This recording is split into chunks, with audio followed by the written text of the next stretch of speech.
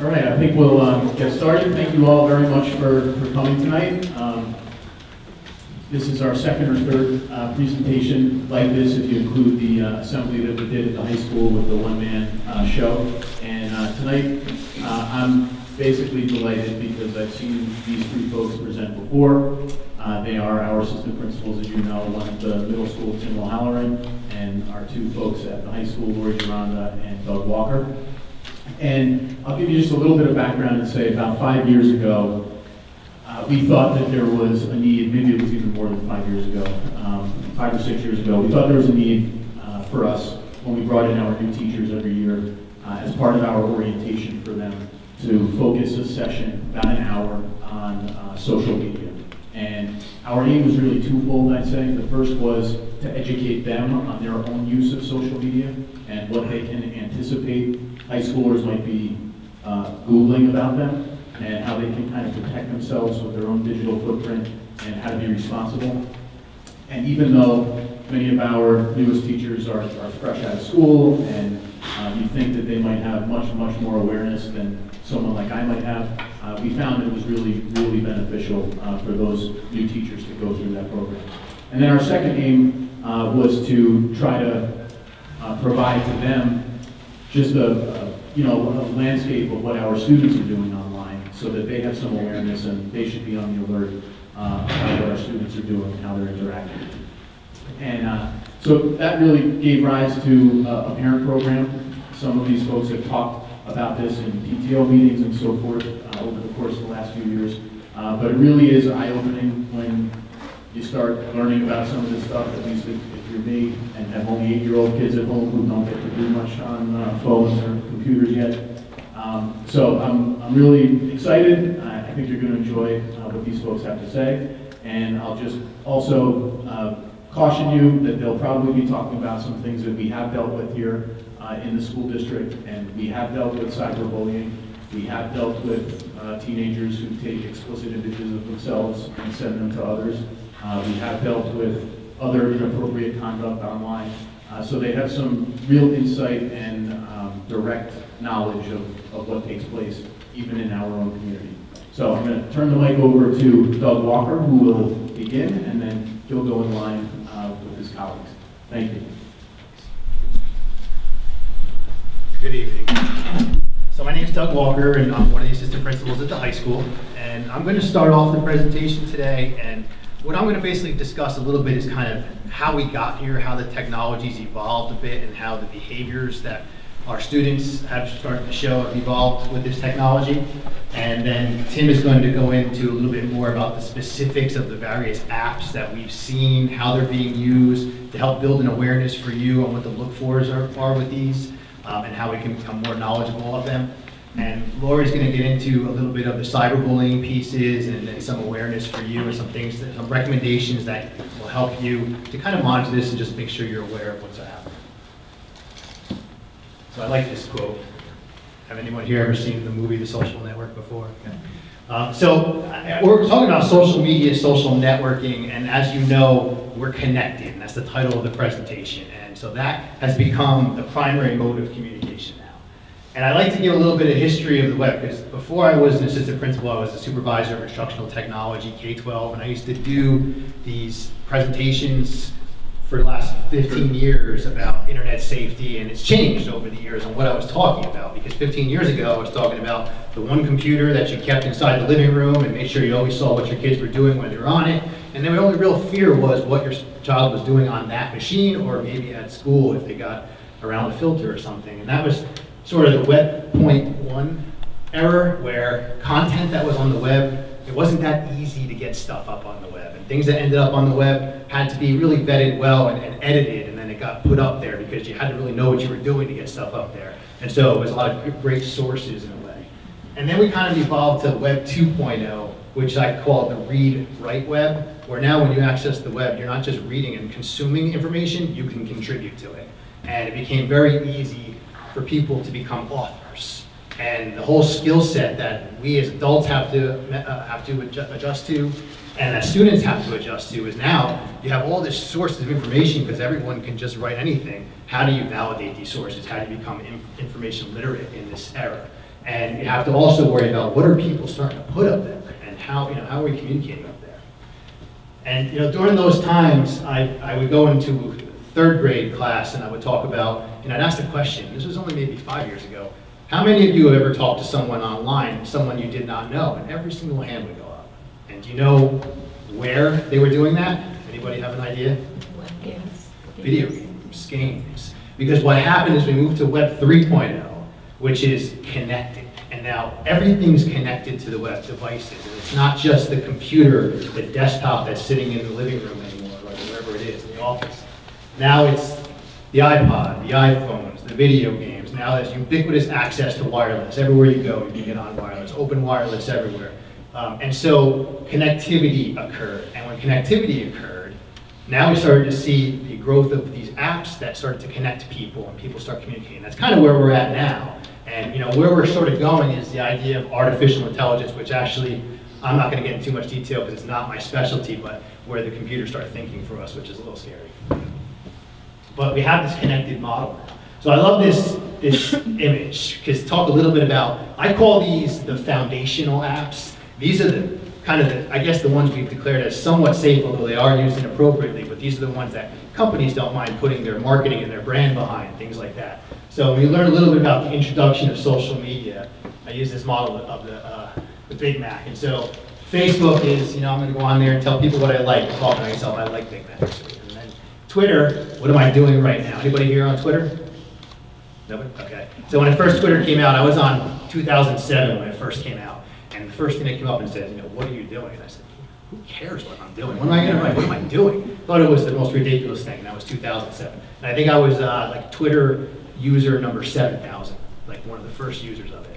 I use it professionally now a lot because I've connected with people who are in my field and I'm able to share resources. And I'd be surprised. I don't think I've ever gone on to Twitter and not learned something or took something that I would look at later on from a professional standpoint. But it's not always used that way.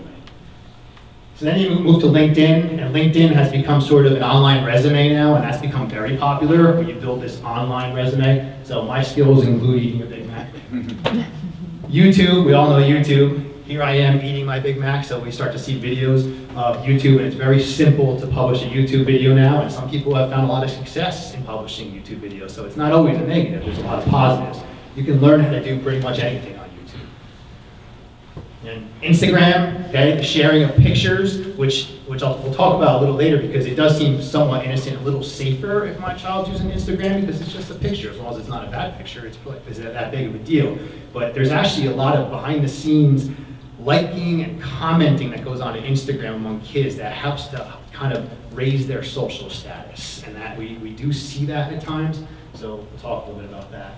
And then there's blogging. Here's my Big Mac eating experience. Let me tell you about my eating experience. And then Pinterest, here's a recipe for eating my Big Mac. So Pinterest being a place where you can kind of curate things related to a topic, websites. And then Foursquare is a locational app, and you kind of check in on where you are. So I'm here eating my Big Mac. So these were the kind of foundational apps that many of you may have on your smartphone, people use. There's a lot of good uses for them. What you're going to hear when Tim talks is what's happened is companies have sort of taken these apps and made spin-offs of them that have what's defined as a very, very clear positive purpose, but tend to be used in ways that aren't so positive. So technology addiction is something that's getting a lot of press lately. And it's something that we talk about. It's something that we've been having a lot of workshops that have been coming our way about. Most recently, there's a manual called the DSM, it's a disorder manual from the American Psychiatry Association that basically they list mental disorders are classified in this booklet. So to be identified as having a mental disorder or a psychological disorder, it's usually in this, has to be one of the disorders listed in this manual.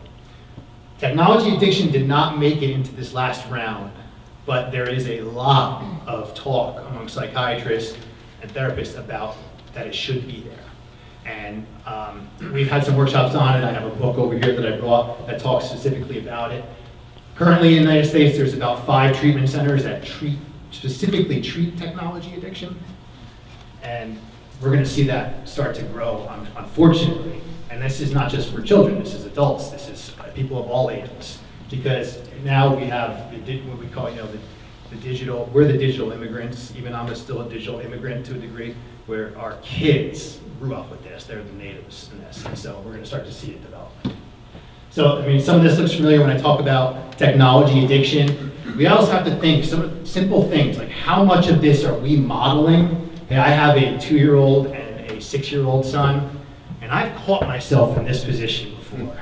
And, whether it's because, they get a limited time on an iPad with some games, and I'm trying to keep up with my job because my superintendent's sending us emails, and I'm checking my emails at 9, 10 o'clock at night. But you do find yourself doing this. And so this is something to be aware of, because you're modeling it for our kids as well. Another similar scene. I just, you walk around everywhere I go, this is what you see. I go to the gym in the morning and people will do a set with their weights and then they'll text their text messages. I mean, people can't get away from their phones. And so I did put some stats. 58% of smartphone users won't go 1 hour without checking their phones. Anybody here want to admit that they're in that 58 percentile? There's the age brackets. 54% lying in bed, 39% was using the bathroom. It's a popular one now. 30% during a meal, and you can see the age brackets of where they're falling. 24% while driving, which is probably the scariest one out there. And 9% during services. And I really believe that you could just kind of spend an hour out in public and validate these statistics. So what we talk about now is, and what's really important is, we have to think about what digital footprint are we leaving, or another term is really a digital tattoo, because there's a certain amount of permanency with it now of what gets put online. And one of the things that we work with kids about, and one of the things that I think you as parents of children need to be aware of, and myself, my own kids, is how are we preparing kids to understand the permanency of what they do online at 12 years old, and how that could impact them at 19 years old, at 20 years old, because of the fact that the longevity of these things. So we're starting to see this permanency, okay? And then we're also, what's happened with the connected web and the apps and the availability of anyone being able to publish, it's not even just the fear now that anyone can publish. The fear has grown to the ease of distribution. How easy is it now to not just get it online, but get it out to so many people? And then it just becomes, you can't pull it back. And one of the things that we're going to talk about today is real experiences that we've seen in the schools, and without naming personal names. But for example, Mrs. Geronda and myself dealt with something this morning. Student A and student B were home. Student A and student B have a problem with student C. They don't like student C. They took a video of themselves, they recorded it, they said some pretty bad things about student C. Physical things, pretty bad stuff. Student B took that video and put it on a smart chat, Snapchat stream, and it went out to all the people who follow student C's smart chat stream. And this morning, we came into the office and it was reported to us. And it wasn't just reported to us by the victim. Actually, the victim never saw the video.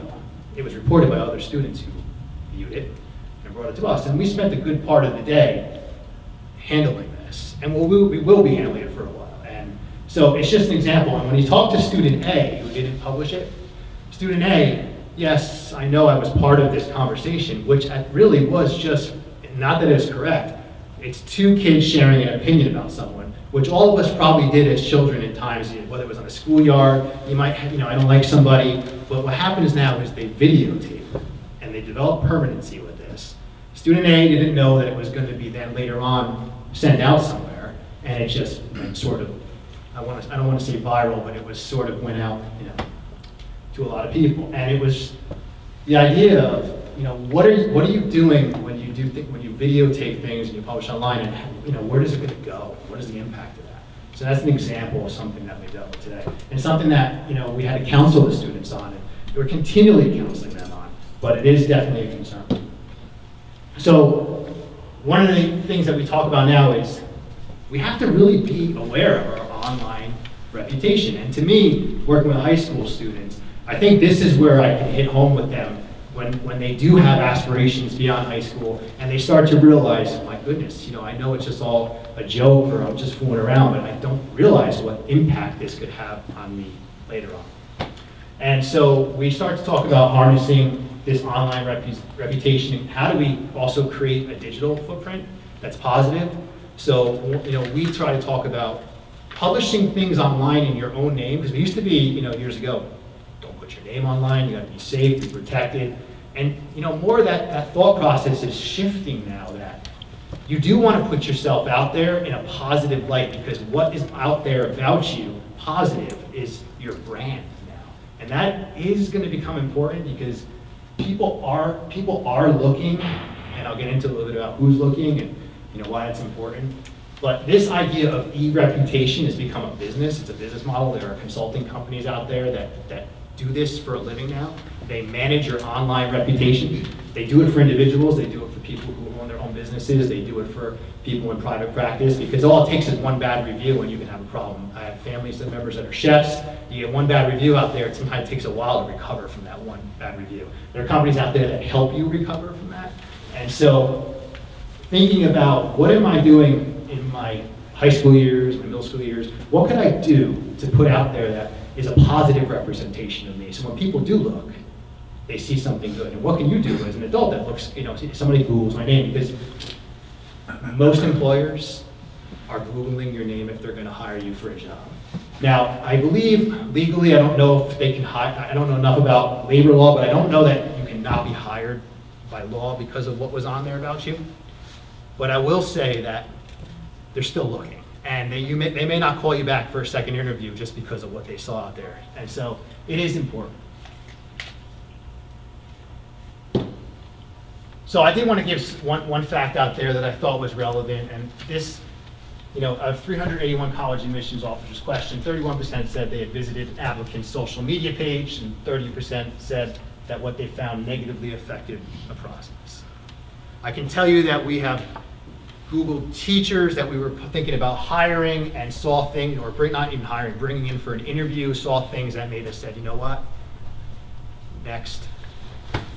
It happens. Excuse me, I didn't get the third one. Oh. Sorry. Okay. Yeah, sure, thank you.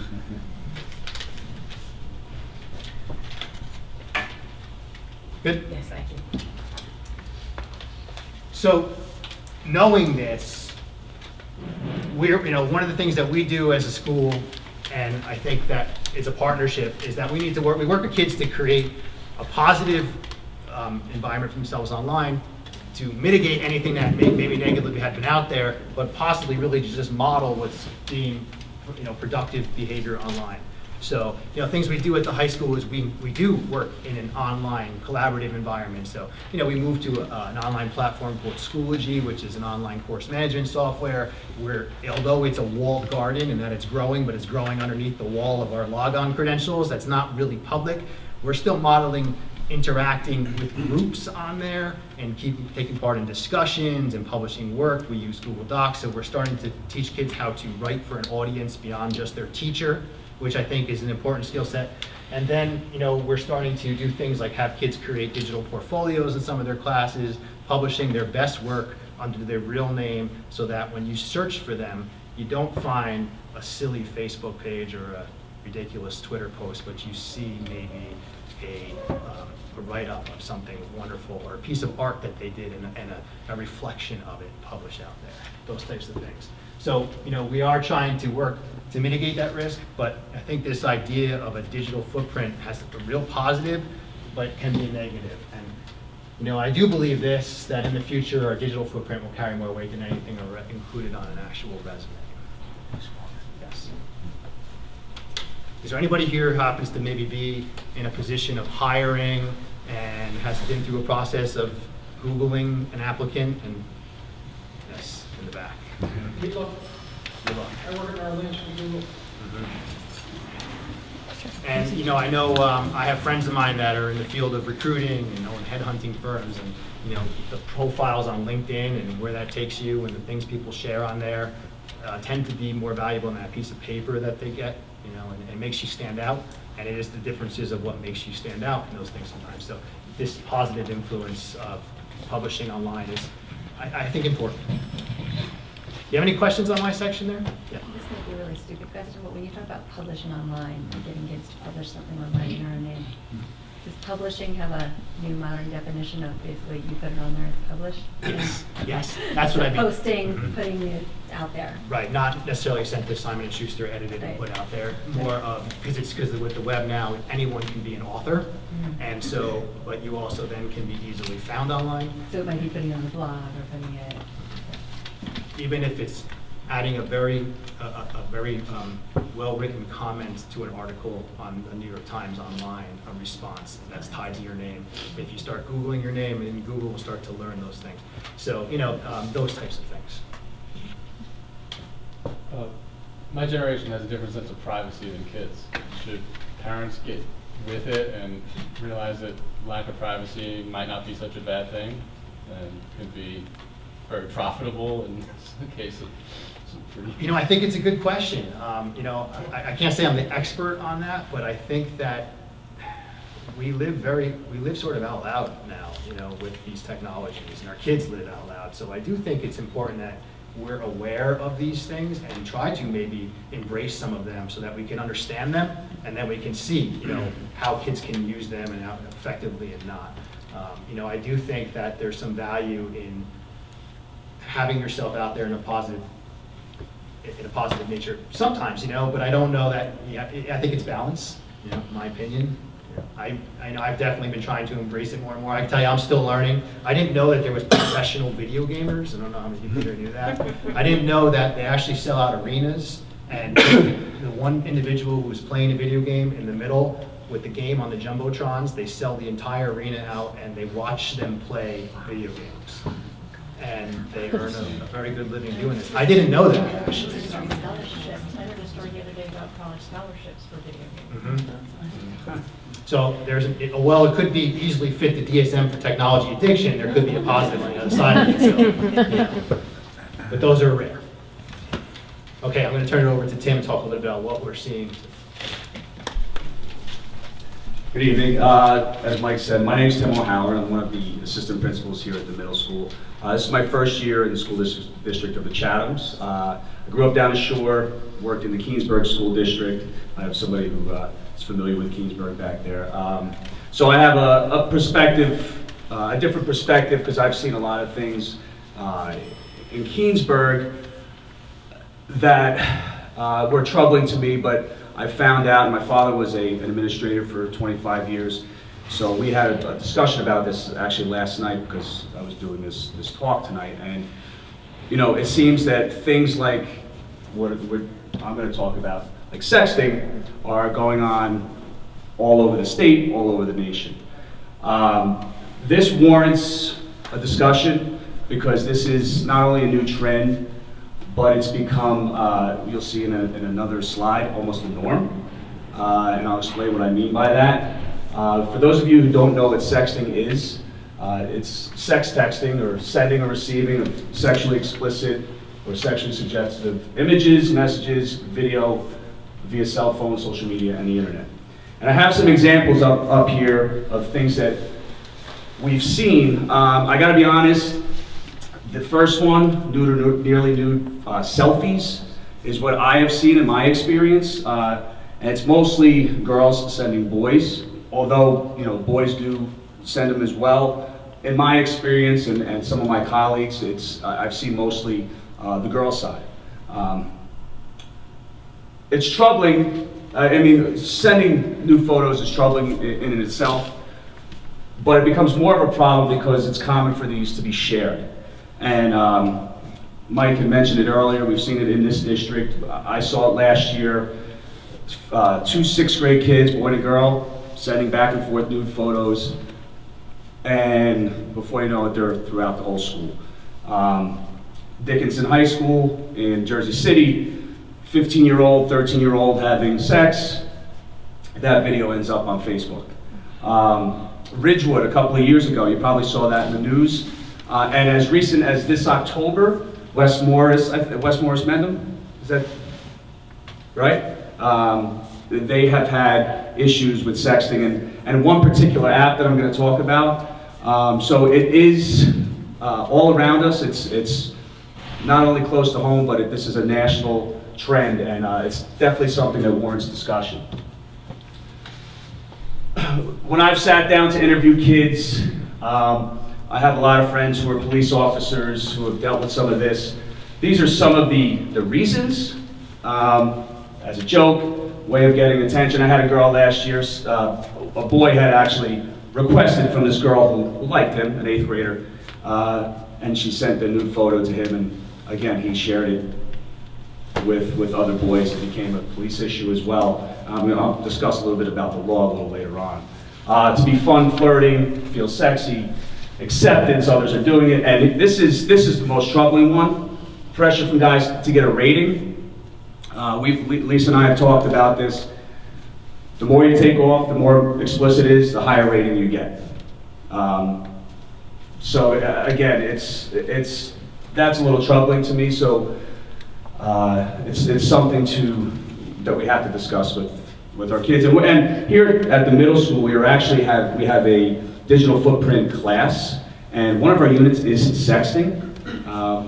It's a required 7th grade cycle class, so all 7th graders will have it. I know you guys mentioned at the high school we have something similar. So it is a required class, and sexting is a unit. As I said, boys do sext as well, pressure from friends, shock value, dare, fun, flirting. There's not a lot of surveys and statistics and studies that have been done on sexting. However, there is one recent one that comes out of the University of Texas, their medical branch in Galveston. Dr. Jeff Temple is his name, was the lead author.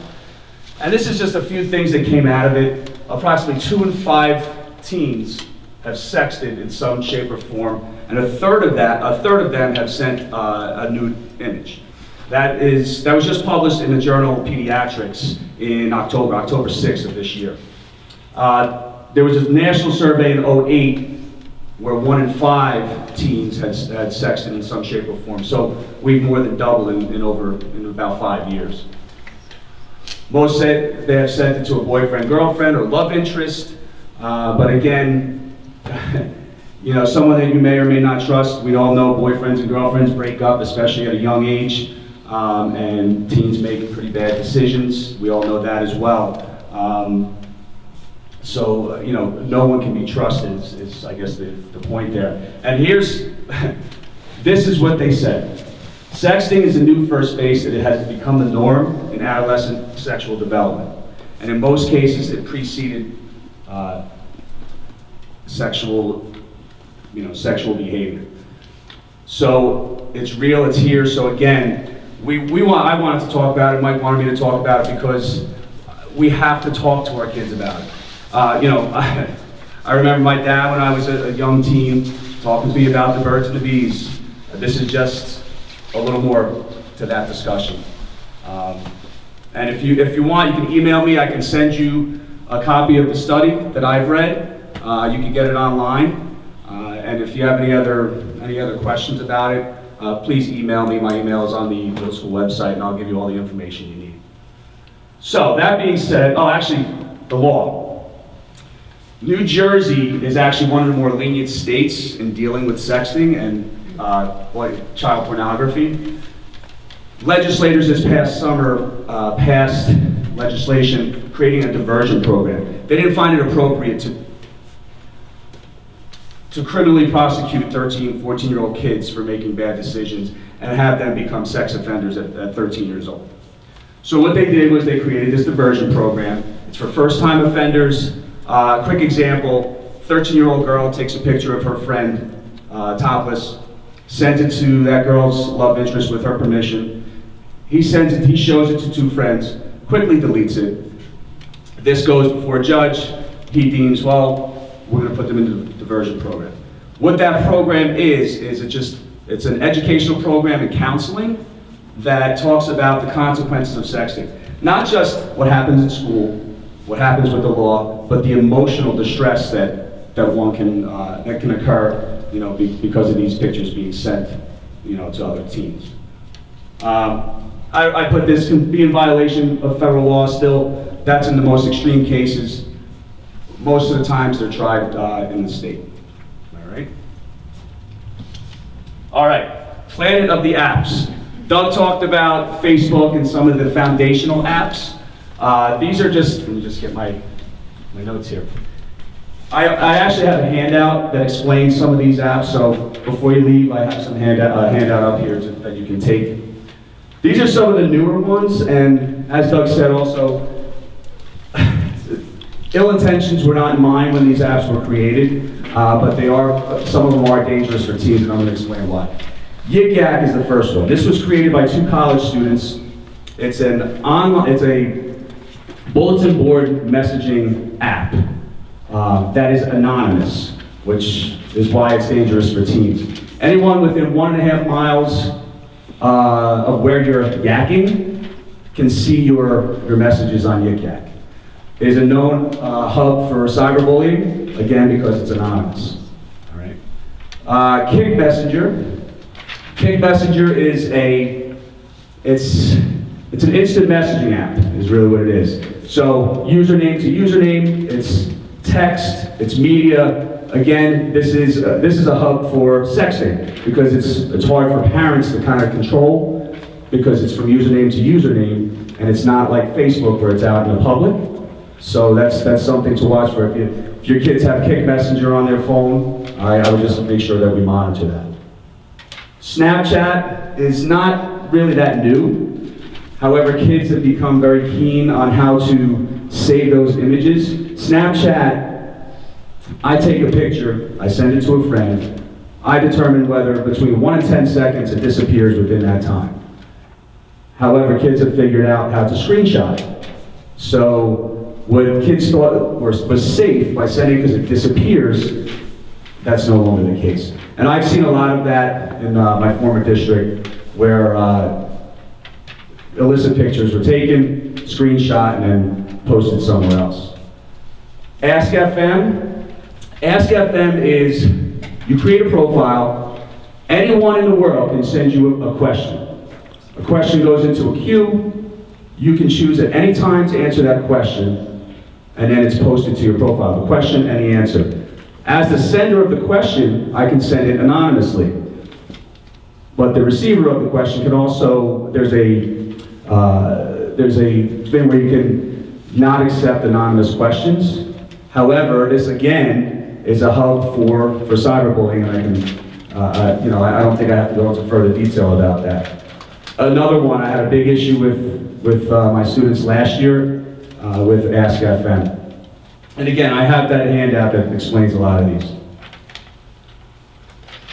Whisper is, I kind of stumbled upon that when I was doing my research.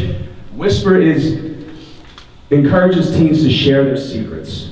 So when I was on it last, I'm 36 years old. I don't blush very easily. However, some of the stuff I saw on this site last night made my skin crawl. There's a lot of different categories. I'm not going to go into detail because I like my job. However, if you want to, you can go on the Whisper website and you'll see what I'm talking about. Teens, adults, you can put text over a picture. They have some pictures that are set on Whisper. You can also use your own pictures that you've downloaded or that you've taken, and you put your confessions over this picture, and people can download it. It's anonymous. However, it's still troubling, some of the stuff that I've seen. Omegle.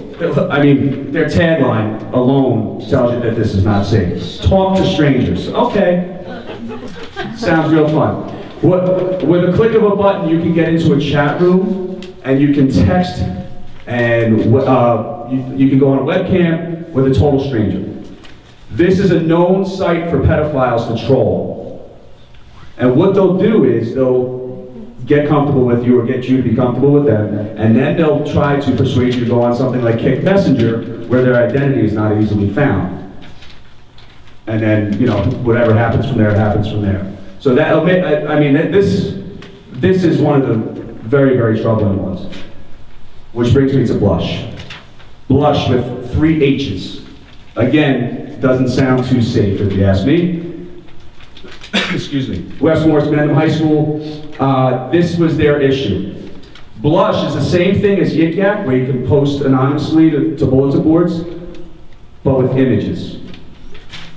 So what happened in Mendham is, girl sent a photo to someone she trusted. It ended up on Blush. It ended up in the school, and they had a big ordeal. I was looking around last night for Blush. I couldn't find it in the App Store. So I went on their Facebook page, and the first message is, we've taken our app down for some maintenance, but we will be returning better than ever. So it's not on the App Store now, you can't get the app. However, according to their Facebook page, it will be coming back. So please take the handout, just keep these in mind. And with that, I'm going to turn it over to Lori. Thank you. Before we get started on my part, actually, Doug and I just wanted to talk a little bit about the apps that we've seen specifically at the high school going bad. And Yik Yak is one that we had a big problem with last year. There were comments that were being made about students from other students, but of course, because it's anonymous, you didn't know who was saying them, and it just really took over all of the talk of the school. So much so that the principal, Darren Groh, had to call emergency class meetings and meet with every one of the students, every one of the classes, and just say, you know, what is going on here? Have we really forgotten how much we care about one another and how much we care about our school? And I am very happy to say that that put an end to it pretty much immediately. I forgot to mention with Yik Yak, they have actually, I think within the last few months, put in something called geofencing, which allows schools and universities to shut it off on their campuses. However, I mean, they can still go on once they leave campus. In fact, I was just talking to one of our paraprofessionals 2 days ago. Her mother works at FDU in one of the offices there, and they're having a big issue with Yik Yak and cyberbullying at FDU, and they are going through taking measures right now to get it geofenced and shut off just down the road from here. You know, again, they can still go on once they leave campus. However, you know, that's one small step to try and defend against cyberbullying on Yik Yak. You know, so we've seen it at the high school, and it is anonymous, so it is difficult to know who sent them. But the one thing that we did, when we had it in the high school, we sent a letter home first before we talked to the kids, to the parents, to make parents aware.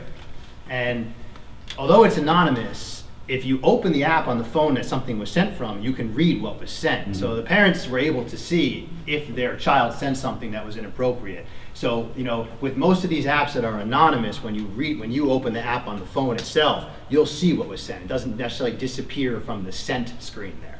So if you have a concern, you want to just kind of do a little view, you would know at least what your son or daughter had put here. We can't necessarily tell that. Now, what happens in the case of, you know, when I mentioned the incident this morning, the Snapchat, which is, you know, the picture goes away and disappears, you know, the student who viewed it quickly took a screenshot of it and then, you know, did his or her own investigation with the person who sent it to kind of figure out, you know, what happened here, and then reported it. So the kids are savvy with it. They can usually figure out who sent something. But the thing is, the anonymity is there, but not if you look at the device that it was sent from. So it really does come down to monitoring on some of these things. You know, we're limited on what we can do. You know, we have a phone. We really can't sit there and just go through a student's phone. Nor do we really have the time to go through everyone's phone all the time. But you know, we try to recommend it that, you know, parents take, you know, an active role with that, because I think that's where the first line of defense is. I was just sorry. Yeah. Then I'll let you go, because I was just going to say something. Apologize. Yeah. Okay. We like to talk. So as the anti-bullying specialist for the high school, I wanted to just talk a little bit about cyberbullying. Last year we did a survey, student climate survey, that was done, I think, all throughout the district, but I'm just going to talk for 1 second about the high school results. 12% of our high school students said that they felt that bullying was an issue at the high school, but 25%, so that's more than double, found that or felt that cyberbullying was an issue. So they're really feeling like most of the problem is happening behind screens. And of course, you know, that probably makes sense to all of us that kids would feel a little more emboldened to say things about other people with that sense of anonymity and being behind the screen. So where does that put us? Because obviously this is a different kind of bullying than what you see on the playground, you know, kid pushing another kid on the ground. This is something that may happen at home, it may happen at night, it's off campus, it seemingly doesn't have much to do with the school. When does it become a school issue? It becomes a school issue when it's brought to our attention and when it significantly disrupts the educational program or it infringes upon a student's rights to get their education. So for example, if a student says, you know, they come in and they say, this is what happened to me, this is what I got through text message, whatever it is, and now I'm afraid to go down this hallway because I don't want to run into this person, or I don't feel comfortable coming to school, that is the school's issue, and that is something that then becomes investigated just like any other bullying investigation would take place.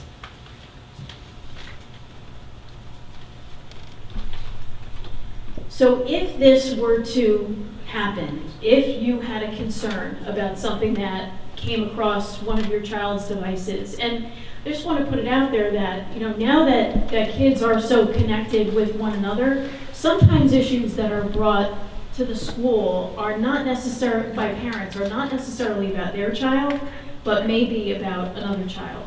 Kids share things on blogs. They may talk about self-harm, or, you know, they may make threats against another student or, you know, against the school. Not, you know, we haven't experienced that here, but in other districts, that kind of thing has happened. So what can you as a parent do to help your child and really help us all out? The major thing is to have conversations with your kids about what they are seeing and to keep that line of communication open. Because if your child sees something concerning, if there's something that's bothering them, that they're either seeing about themselves or about another child, you should be their greatest resource and their greatest source of support. What I would do is encourage them to print everything or screenshot everything. We know from doing our investigations at the high school exactly how easy it is for students to delete things that they don't want the administration or somebody in an authoritative role to see. So they may even delete parts of conversations and just leave what they think doesn't incriminate them. So you want to screenshot or print out everything. The next step would really be to contact the anti-bullying specialist in your child's school. So for the high school, that would be me. For the middle school, that would be Tim. I don't know, do we have any elementary parents here? 5th grade or below? Okay, so 5th grade, Marco Fryer. And then in the K-3s, they are the school counselors in each one of those schools. So I would suggest making an appointment with that person or just calling them and speaking to them about your concerns.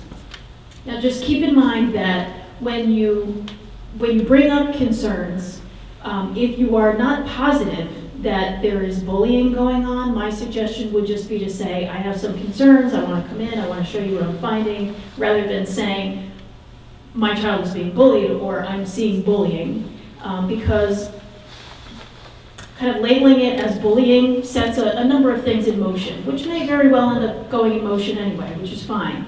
Investigations according to the New Jersey Anti-Bullying Bill of Rights. But, you know, just to sit down and really share those concerns and let the staff at the school see what it is that you have is definitely the first step. Now there are times where information will get passed on to the police, depending on what kind of bullying or harassment or threats may be made. And if there is something very concerning, please feel free to contact administrators through email or contact the police, of course, during off hours.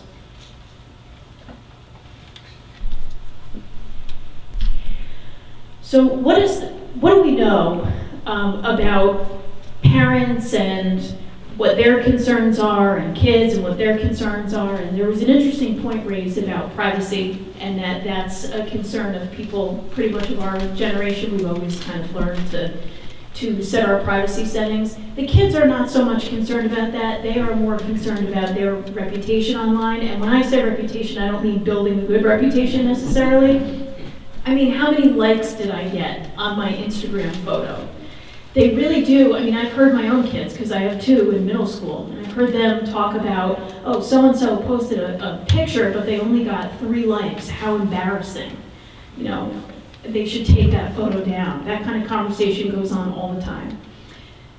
What we also know, though, is that parents sort of have a different view of the value of certain technologies for kids. And this came from a study done by the Family Online Safety Institute.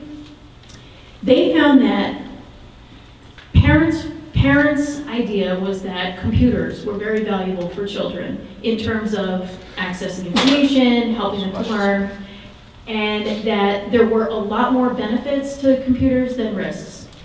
To the converse, they found that smartphones, this is parents' opinions, that smartphones had a lot more risks associated with them than benefits necessarily. But then when it came to monitoring and how actively parents would monitor their children's use, they did a lot more monitoring of the computers and a lot less monitoring of the smartphones. And whether that's because they were kind of falling back on that family computer in the kitchen, I'm looking over your shoulder, I'm checking the browser history, but I will not go into your smartphone, you know, that because maybe they feel that the child deserves some amount of privacy in their smartphone, you know, that could be why. I would encourage you, though, as parents, to think about that, and don't be afraid to go into the smartphone, okay? And I'm gonna jump down here for a minute, and then I'll go back up to the top. And actually, Doug has a good story about this, so the pink phone. Oh, yeah. Yeah, so. I'm gonna make sure she's not here. She's not here. Okay, yeah, what I was going to say is that your child's access to technology is a privilege. It is not a right. I would surmise that for probably all of you, you were the ones that paid for the phone and you were the ones that pay for the data plan. So the fact that your child has that technology is really a gift from you. And it is a privilege, and it's a privilege that needs to be earned and be maintained. So if your child is not mature enough or is not making good decisions, or you're unsure about it, you have every right to take that phone away, take that technology away, and you also have a right to inspect that technology. And so now I'm going to pass this over to Doug. You know, from time to time, you know, at the high school, we allow kids to have cell phones at the high school. We allow bring your own devices, and for the most part, it's been effective, and we really don't have a lot of concerns with it. And in the classroom, it's at the teacher's discretion, but you know, we allow them to use it in their study halls and things like that. But from time to time, you know, you'll see students at the desk, and it's like this, you know, and you know what's going on. And you know, sometimes you have students, 1 or 2, who become, you know, they do it more than once. And so, you know, we address it from a discipline standpoint. And so, in one example, I had spoken to a parent, and I explained, you know, that this child is becoming a distraction. And the child wasn't doing well in certain areas, so it was something to really be considered about. It really needed to pay more attention in class, and the phone was becoming distracting. So when I had the conversation with her, what she did is she immediately picked him up, went to the Verizon store, I think it was the Verizon store, took his iPhone, traded it in, and got him a pink flip phone that could only make phone calls, and said, you have to earn your iPhone back, and you'll be too embarrassed to take this phone out, but wanted to have a phone for emergency purposes, and it was a pink flip phone. True story. And it worked, as you can imagine. The student really did turn it around, and I thought it was interesting, and you know, I'm going to remember that, you know, for my own child, but you know, it definitely worked. So, you know, I thought that was an interesting story to share. So I think that's just a good demonstration of how important it is for parents to exercise that right that you have to be the parent and to decide what really is best for your kid, and don't let the kid necessarily make those decisions. Some other recommendations for you, work on your own participation gap. And I know that this is very difficult, especially because the kids have all this time to be sitting around on their phones and on their iPods and getting these new apps, and we don't really have that time.